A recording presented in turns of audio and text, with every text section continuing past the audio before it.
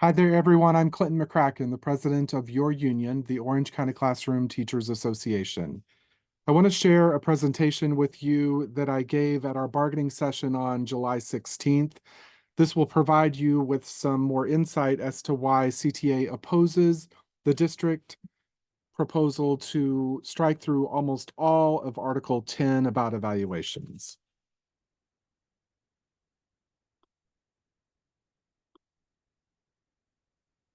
So without waiving any of our legal rights or positions, I want to share with you the presentation that I gave on the 16th.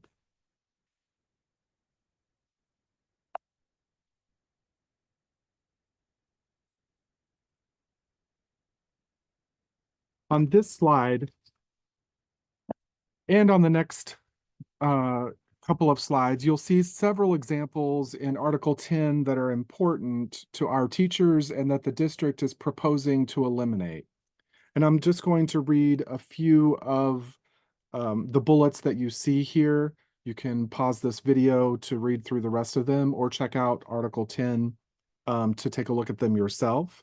So the first one highlighted here is informal observations may be conducted, but shall not be counted on the student contact day immediately before Thanksgiving break, as well as the student contact days immediately before and after winter break and spring break. And another highlighted, for ratings lower than applying, administrators must provide comments to describe such ratings. Teachers have the right to request a conference to discuss these ratings. And a couple highlighted here.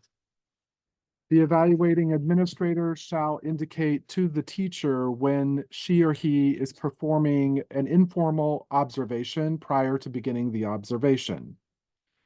And then another, if a teacher exceeds the required number of informal observations, the lowest observation shall be dropped.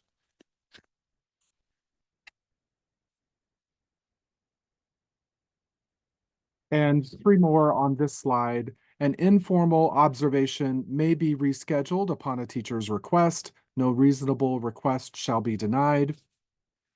And the planning conference shall occur 1 to 5 duty days prior to the formal observation, and the reflection conference shall occur 1 to 5 days after the formal observation, except by written mutual agreement.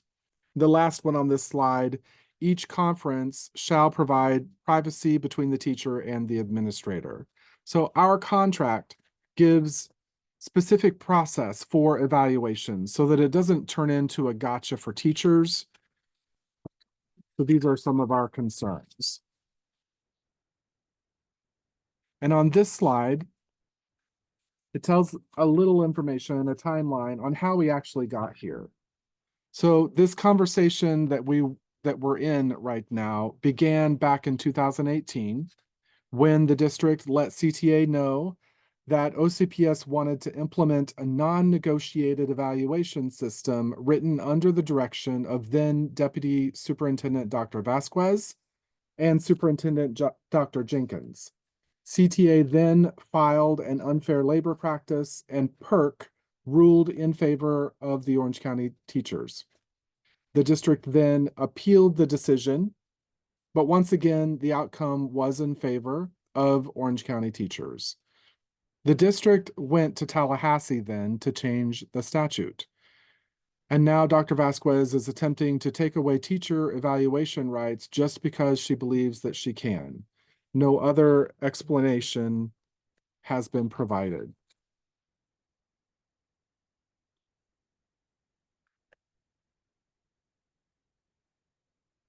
This slide is an excerpt from an email the district council, John Palmerini, and Scott Howitt, the OCPS chief communications officer. In the email, Palmerini is sending the language he believes will overrule PERC's decision and take away teachers' bargaining rights.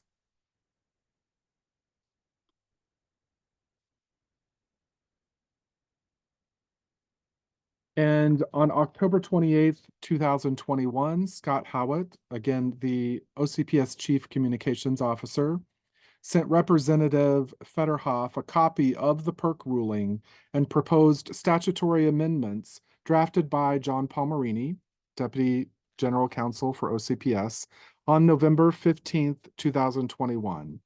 Howitt emailed Valerie Clark, who is the legislative assistant to Federhoff, agreeing with the language that was drafted, that the language that was drafted and would later be presented.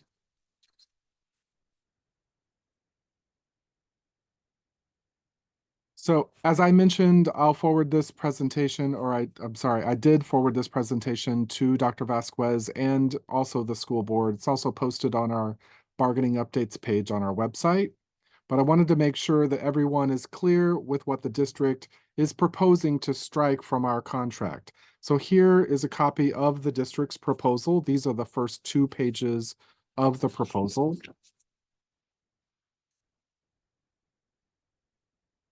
These are the next 2 pages of Article 10, with all teacher rights stricken. The next 2 pages with everything stricken. The next 2 with everything stricken. This is page 9 and 10 with all language stricken. And then you can see on page 11 and 12, all that remains from the district proposal is the appeals process.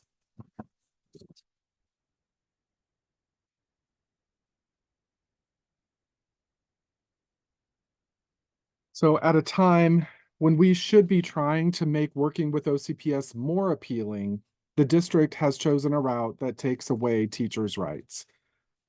So tell me if the following sounds like a good recruitment tool.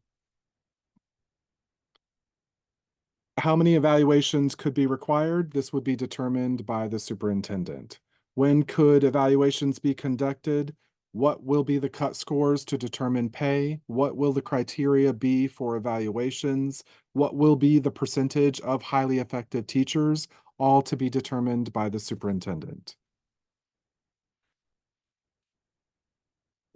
And then last, I wanted to share with you that one of our major concerns is that our contract remains after current leadership and the current school board have moved on. The current language protects teacher rights into the future. Thank you very much.